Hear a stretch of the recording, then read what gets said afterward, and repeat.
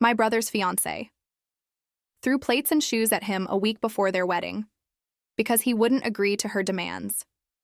I don't know if I'm posting this in the right place, but I feel like my head is going to explode if I don't tell someone who isn't in my family. I need an outside perspective, because right now I feel like I'm drowning. It all started with my brother Daniel. He's my rock, my best friend. We've been inseparable since we were kids, and we even ended up buying apartments in the same condo building here in Medellin. It's one of those places where the walls are thin and the porteros know all the gossip, but it's home. We'd have coffee on his balcony most mornings, just talking about life. Daniel is the sweet one, the one who feels everything so deeply. He's always been a bit of a romantic, and all he ever wanted was to find his person. And then, a year ago, he found Jimena. On the surface, she was perfect. I mean, literally perfect. She looked like she'd walked straight off a magazine cover, impeccably dressed, perfect makeup, not a single hair out of place even in this humid weather. Their romance was a whirlwind. Within 6 months they were engaged, and she was planning what she called the wedding of the year. Her Instagram became this curated shrine to their love story. Filtered photos of them laughing at some high-end cafe, captions full of hashtags like couple goals and destiny. It was a highlight reel, and everyone bought it. The wedding planning was intense. Jimena had a binder that looked like a military operation manual, with tabs for everything from the exact Pantone shade of the napkins to the approved floral arrangements. Champagne roses only, garden roses were tacky. Our family just kind of laughed it off. My tia would say, she's a perfectionist, but she makes him so happy. And he did seem happy. He was smiling in all the pictures, glowing. He told me she pushed him to be better, to have bigger goals. Looking back, I guess we all just wanted to believe it. The wedding was set. Everything was paid for. A huge, lavish affair at a hacienda just outside the city. The RSVPs were in. Family was flying in from all over. The final dress fitting was done. We were all swept up in the fantasy she had so carefully constructed. We all thought Daniel had finally found his perfect match, even if she was a little high-strung. We figured it was just pre-wedding stress. We had no idea what was really going on behind the closed doors of their pristine, all-white apartment 1 floor above mine. We saw the perfect facade and never thought to look for the cracks. But the cracks were there, and I feel so stupid for not seeing them for what they were.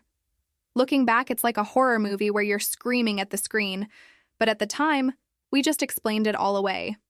She wasn't controlling, she was detail-oriented. She wasn't rude, she had high standards. I remember one of the first times my stomach really clenched. Daniel was having a few of his old university friends over for a barbecue on his balcony.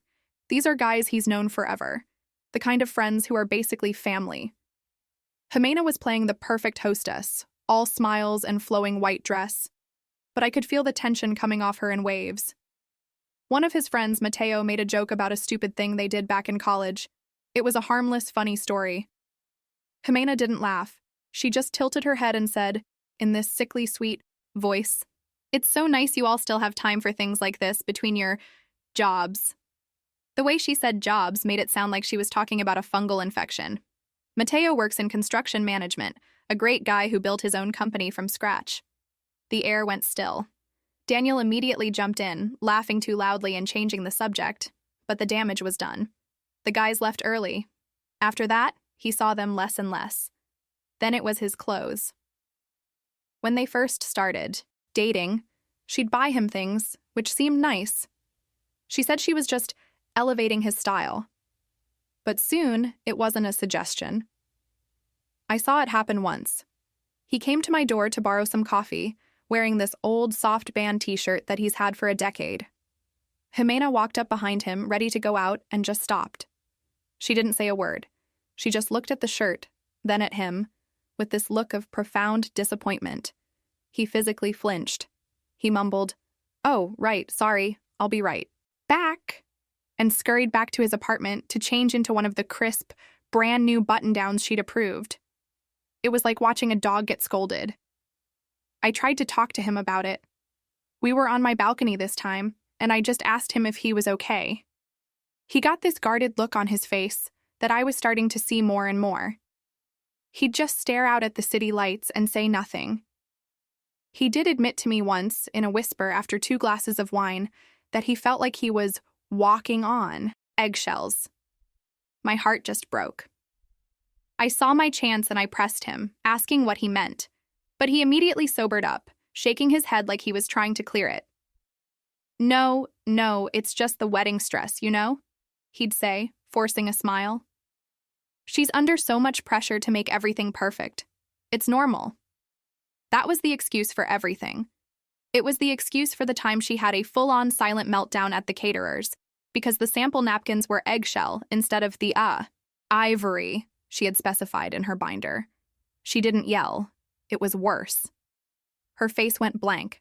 Her voice dropped to this terrifyingly calm, low tone, and she slowly explained to the poor woman how her incompetence was threatening to ruin the entire aesthetic integrity of the event. Daniel spent the next 10 minutes profusely apologizing on Jimena's behalf, practically begging the caterer to forgive them. I just sat there, my skin crawling.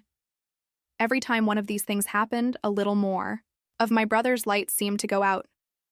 He was becoming her anxious assistant, her damage control manager, instead of her partner. And I let him convince me it was all just part of the process. I told myself it would all calm down after they said, "I do." I had no idea the real storm was just about to hit. It all came crashing down last Tuesday. 1 week before the wedding, my apartment was chaos in the best way. Piles of ribbons, little bags of Colombian coffee for the guest welcome baskets, my maid of honor dress hanging on my bedroom door like a ghost. The whole family was buzzing with that frantic, last-minute energy. There was a sense of excitement that we were on the final countdown to this huge, beautiful celebration. I was in the middle of tying a tag onto a bag when I heard the frantic knocking on my door. Not a normal knock, it was desperate. My heart jumped into my throat.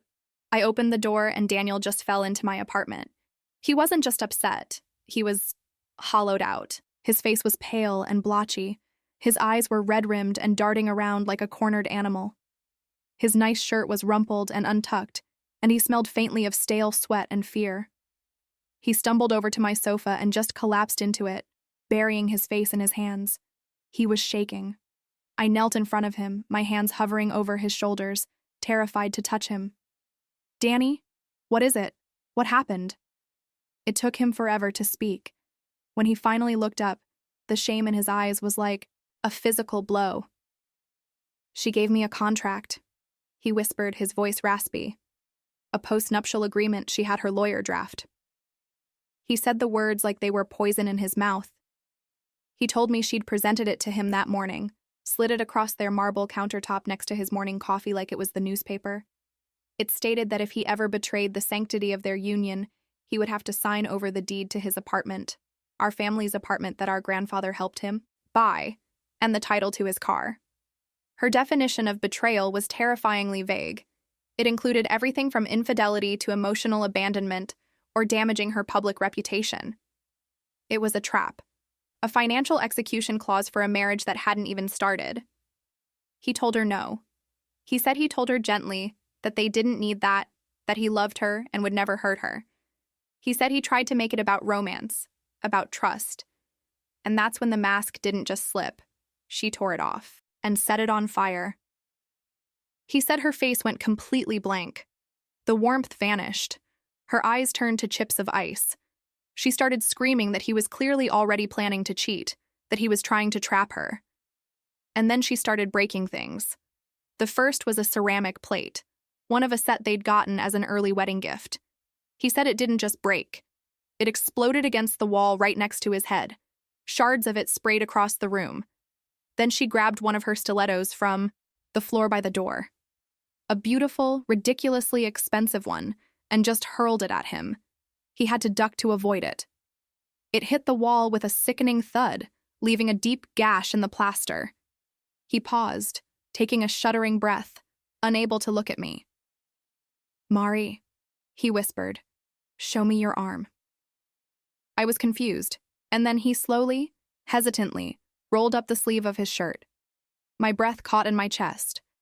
There, on his forearm, were 3 distinct, angry purple bruises in the shape of fingerprints with a darker, uglier mark in the center where a thumb had dug in.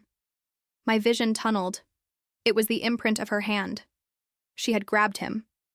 Hard. Seeing that mark on my brother, on the kindest, gentlest man I know, a rage I have never felt in my life surged through me. It was so hot, it was silent. I couldn't even speak. All I could see was her perfectly manicured hand squeezing my brother's arm, her face twisted in a snarl while she destroyed the home he was supposed to share with her. The wedding was in 7 days, and my brother was sitting in my living room, physically hurt and humiliated by the woman we were all about to welcome into our family. I just stared at the bruises on his arm. 3 fingerprints and a thumb. A perfect, violent little constellation on his skin. My brain short-circuited. For a minute, I couldn't think. I could only feel this white-hot, protective rage that made my hands shake. My first instinct was to run upstairs, to bang on their door and what? Yell at her? Hit her? What would that solve? Then, the cold dread started to seep in, pushing the anger aside. My mind started racing, calculating the damage. The money? God, the money. Tens of thousands of dollars in non-refundable deposits. The flowers, the hacienda, the catering for 150 people. Our entire family was coming. My cousins from Barranquilla had already landed. Our abuela had a new dress made. Calling it off now would be a social nuclear bomb. The gossip in our building alone would be unbearable. Daniel would become a story, a pity case. The guy whose fiancée went crazy a week before the wedding. Was it better to just push through? To get him through the wedding, put on a brave face, and then figure out a quiet annulment later? My stomach twisted into a knot. Was I actually considering sending my brother into a marriage with a woman who put her hands on him just to avoid a scene? I was spiraling, my thoughts a chaotic mess of fury and fear. Daniel was still, just sitting there, completely broken. He was mumbling about how maybe he'd pushed her, how he shouldn't have said no so bluntly. He was making excuses for her. I felt sick. And then my phone buzzed on the coffee table. I glanced down. It was a message from Jimena. My blood ran cold. I thought she was messaging to apologize, to try and get me to smooth things over. My thumb hovered over the notification, my heart pounding against my ribs. I finally opened it. The message wasn't an apology, it was a threat. It was so direct, so chillingly calm, that I had to read it twice to believe it. It said, "Help me convince him, or I'll ruin him at the ceremony." That was it. No greeting, no sign-off. Just a cold, clean line of blackmail. Something inside me just snapped. The debate was over. The fear of gossip, the worry about the money, the concern for social appearances, it all evaporated. It was replaced by a clarity so sharp it felt like a shard of ice in my gut. This wasn't a woman having a pre-wedding meltdown. This wasn't a toxic fight that went too far. This was a calculated move by a predator. She wasn't just willing to hurt him behind closed doors. She was threatening to publicly execute his reputation in front of our grandmother, our parents, our friends, everyone he loved, if she didn't get her way. She was going to stand up there, at the altar, in her white dress and humiliate him. She was going to turn their wedding, this thing that was supposed to be a celebration of love, into his personal slaughterhouse. The thought of Daniel, standing there in his suit, completely blindsided and defenseless while she destroyed him in front of everyone. No. Absolutely not. My hesitation vanished. My conflict was gone. She had just handed me a declaration of war. My only goal now was to protect my brother, and I realized with a terrifying certainty that trying to handle this quietly was no longer an option. She had threatened to use a public stage to ruin him. The only way to disarm a bomb like that is to detonate it yourself, on your own terms. The switch had been flipped. This was no longer about salvaging a wedding, it was about saving my brother. And if she wanted a scene, I was going to give her one she would never forget. My fury solidified into a plan. It felt cold and heavy in my chest, a block of ice where my panic had been. She wanted to ruin him publicly? Fine. I would beat her to it. The rehearsal dinner was in 3 days. Both families, the entire bridal party, all their closest friends. It was the perfect stage. She wanted an audience, I'd give her one. I went into what I can only describe as evidence-gathering mode. First, I took screenshots of her text message, saving them to my laptop, the cloud, everywhere. Then I convinced Daniel to check his phone. He could barely look at it, but there they were. 5 missed calls from her and 2 voicemails. The first one was syrupy sweet, dripping with fake tears. Danny, mi amor, please come back. We can fix this. I was just scared. I love you so much. The second, left an hour later, was completely different. Her voice was low, flat, and menacing. You're making a huge mistake, Daniel. You think you can just walk away from this? From me? You have no idea what I'm capable of. I recorded them both on my own phone. The real jackpot came from an unlikely source, our building's gossip network. I went down to the lobby for a coffee, and Javier, the morning portero, gave me this look of deep, concern. He asked quietly if everything was okay upstairs the other day, said there was a lot of shouting. He mentioned that Doña Elvira in 7B, the apartment next to Daniel's, had called him to complain about the noise. A light bulb went off in my head. Doña Elvira is a sweet, lonely old lady who watches telenovelas all day. I knocked on her door with a box of pastries. 5 minutes later, I was sitting in her plastic-covered armchair while she told me everything. She'd been terrified by the screaming, the crash. She said it sounded like a war zone. And then she said the magic words.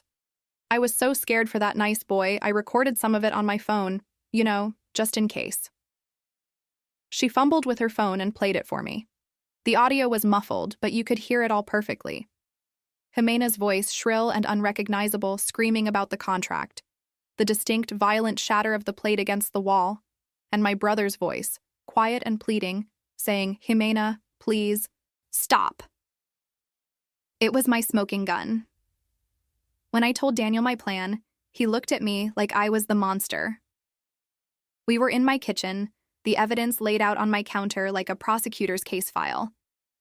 I told him I was going to expose her at the dinner. I would play the voicemails, the video. I would show everyone who she really was. He started shaking his head before I even finished. No, Mari, no, absolutely not. His voice was a raw whisper. Please don't do this. I told him she was blackmailing him, that this was self-defense. But he wasn't listening. He was just drowning in shame. You'll make it a circus, he pleaded, his eyes welling up. Everyone will stare at me. They'll pity me. I'll be the weak guy who couldn't handle his fiancée. I'll be a joke. He was still protecting her, or maybe just the memory of who he thought she was. He grabbed my hands, his grip surprisingly strong. Let's just call it off quietly. We'll say it was mutual. We'll lose the money. I don't care. Just please, don't make a scene. His words tore me apart. I was trying to save him, and he was begging me to let him drown quietly instead of making waves. I felt like the villain in his story. But I couldn't back down. Letting her get away with this, letting her control the narrative and disappear like a ghost, felt like a deeper betrayal. The final piece fell into place that night. Daniel had crashed on my sofa, finally asleep after taking a sleeping pill. He'd grabbed a few things from his apartment in his panic, including their shared iPad. I couldn't sleep. I picked it up, my mind racing. I was looking for anything else. Emails to her lawyer, messages to a friend, anything. I started searching her cloud drive. There was a folder simply labeled personal. Inside that, another one, legal. My heart pounded. I opened it. 2 files. The first was titled, Postnup to Daniel Final.docx. The second was titled, Postnup Andres Draft.docx Andres. That was the name of her ex-boyfriend, the one from before she moved to Medellin. The one she always described as a lovely but unambitious man. My blood ran cold. I stared at the date on the second file. It was from 2 years ago, 18 months before she'd even met my brother. With a trembling finger, I opened the file for Andres. It was all there. Page after page, a nearly identical contract. The same clauses about taking possession of his apartment and his car. The same ridiculously vague definition of betrayal, including failure to support her public ambitions. She hadn't written this contract for Daniel because she was scared. She had a template. She'd just done a find and replace, swapping one man's name for another. It was a premeditated trap, a business model. My brother wasn't her soulmate. He was her next mark. Any shred of doubt I had, any guilt over Daniel's pleading, it all vanished. This wasn't about a toxic relationship anymore. This was about unmasking a predator. Daniel's plea to handle it privately still echoed in my ears, but it was drowned out by a cold, hard certainty. He was asking for a quiet surrender. I was preparing for a public execution. Finding that second contract, the one with Andres' name on it, should have felt like a victory. It should have been this moment of pure, righteous vindication. But it wasn't.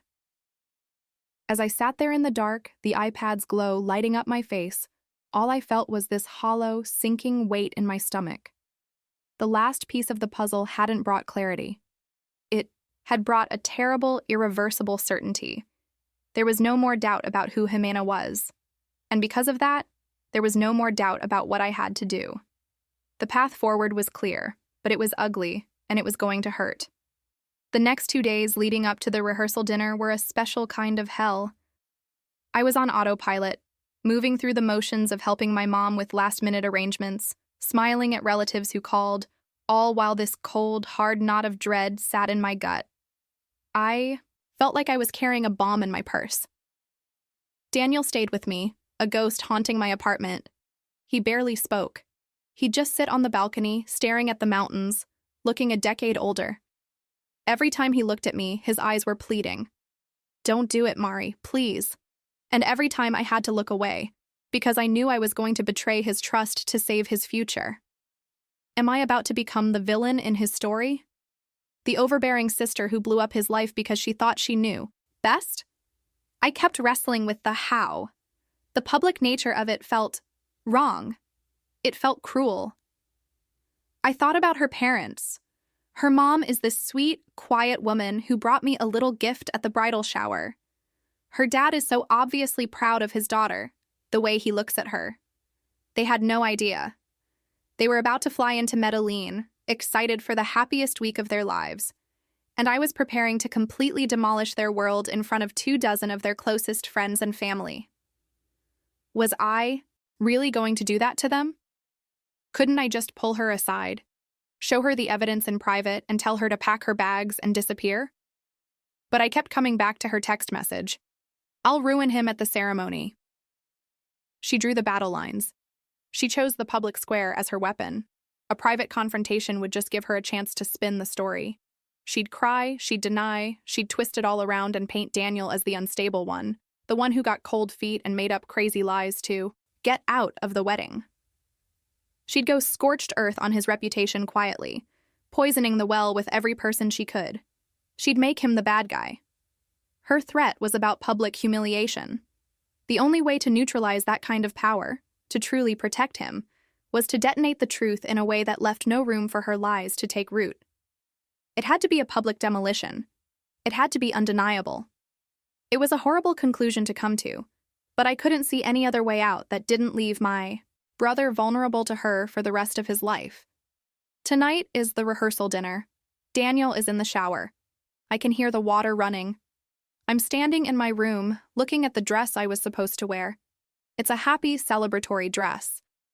It feels like a costume for a play I no longer want to be in. In my purse, on a tiny USB stick, is my entire case against her. The screenshot, the voicemails, the neighbor's video, and the 2 contracts side by side. It feels heavier than a brick. I know that what I'm about to do is for him, to protect him. But I also know that this plan, my plan, forces him to experience the end of his relationship in the most brutal and humiliating way imaginable. He won't just be a man whose engagement ended. He'll be the star of a scandal. I'm taking away his right to a quiet heartbreak. He'll be exposed, raw, and pitied under the shocked stares of everyone he knows. My protection is also his punishment, and that is the part that is eating me alive. Eta for choosing this path? For deciding that his public humiliation is a price worth paying for his freedom? I don't know. I honestly don't. All I know is that it's time to get dressed. There's no turning back now. Well, I did it. The rehearsal dinner was last night, and my life is now officially a telenovela. The restaurant was beautiful, one of those places with hanging plants and soft romantic lighting. Everyone was laughing, sipping wine, toasting the happy couple. Jimena was in her element, wearing a white silk dress, holding court at the head of the table. She looked like a queen. Daniel looked like a prisoner on his way to the gallows. He just sat there, pushing a piece of bread around his plate, a polite, vacant smile plastered on his face. When it was my turn to give a toast, a hush fell over the room. I walked to the front, my heels clicking on the tile floor. My hands were so slick with sweat, I was afraid I'd drop the microphone. I could feel Daniel's eyes on me, begging me one last time. I started with the usual stuff, the generic maid of honor speech. I talked about how happy I was for my brother, how lovely it was to welcome Jimena into our family. She was beaming, soaking it all in. Then I paused. In fact, I said, my voice shaking just a little, Jimena is so focused on building a perfect life with Daniel, she's even prepared for every possible outcome. I'd like to share a little bit of that dedication with you all. I pulled out the USB and plugged it into the laptop connected to the projector they'd set up for a photo slideshow. Jimena's smile faltered. She looked confused. I clicked the first file. It was Doña Elvira's recording. The sound of Jimena's shrill screaming filled the elegant dining room. You could hear her yelling about the contract, about how he was trying to trap her. Then the sickeningly loud crash of the plate hitting the wall. The whole room went dead silent. You could have heard a pin drop. People froze with forks halfway to their mouths. Jimena's face went from confused to chalk white. I didn't stop. I played her second voicemail next. Her voice, cold and stripped of all its fake sweetness, echoed through the speakers. You think you can just walk away from this? From me? You have no idea what I'm capable of. Her own father flinched. For the finale, I didn't need the projector. I just held the microphone, my voice steady now, and read from a printout. This is an email from Jimena to her lawyer regarding a post-nuptial agreement. It outlines that in the case of betrayal, Daniel will sign over his apartment and car. Then I looked right at her. But the most interesting part is that this contract is almost identical to a draft she had made for her previous boyfriend, Andres, a draft dated May 2021. I let that hang in the air for a moment. 18 months before she even met my brother. The silence that followed was the loudest thing I've ever heard. Jimena just stared at me, her mask of perfection shattered, leaving behind a face of pure, cornered rage. She opened her mouth, but nothing came out. Her parents didn't even look at her. Her mother just quietly put her napkin on the table, stood up, and walked out. Her father followed, not making a single sound.